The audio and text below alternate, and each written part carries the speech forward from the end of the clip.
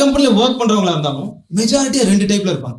ஒண்ணு, வேலையை குவிட் பண்ணணும்னு ஆசைப்பட்டுக்கிட்டே இருப்பான், ஆனா வேலையை குவிட் பண்ண முடியாம தவிச்சுக்கிட்டே இருப்பான். ரெண்டாவது, இந்த வேலை போயிருமோன்னு நினைச்சுக்கிட்டே இருப்பான், வேலை போயிடக்கூடாதுன்னு பயந்துகிட்டே இருப்பான். இந்த 2 டைப் தான் மேஜரா.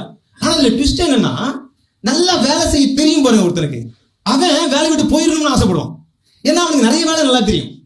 இன்னொரு விஷயம் எனக்கு இருக்கு, அது மட்டும் கிளிக் ஆச்சுன்னா இதை விட்டு போயிருவேன் அப்படின்னு இருப்பான்.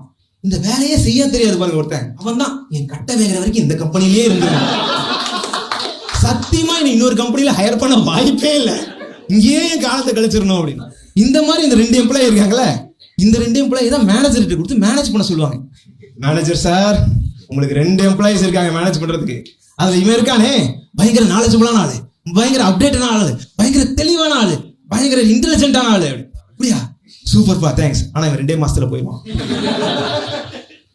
ஐயோ, ஆனா கவலையே படாதீங்க, இன்னொருத்தன் இவன் இருக்கான், இவன் காலம் ஃபுல்லா உங்களோடய தான் இருப்பான், உங்க ஒய்ஃபே உங்களை விட்டு போனாலும் உங்களை விட்டு இவன் போக மாட்டான். அப்படியா, பரவாயில்லையா, ஆனா இவனுக்கு வேலையே செய்ய தெரியாது சார்.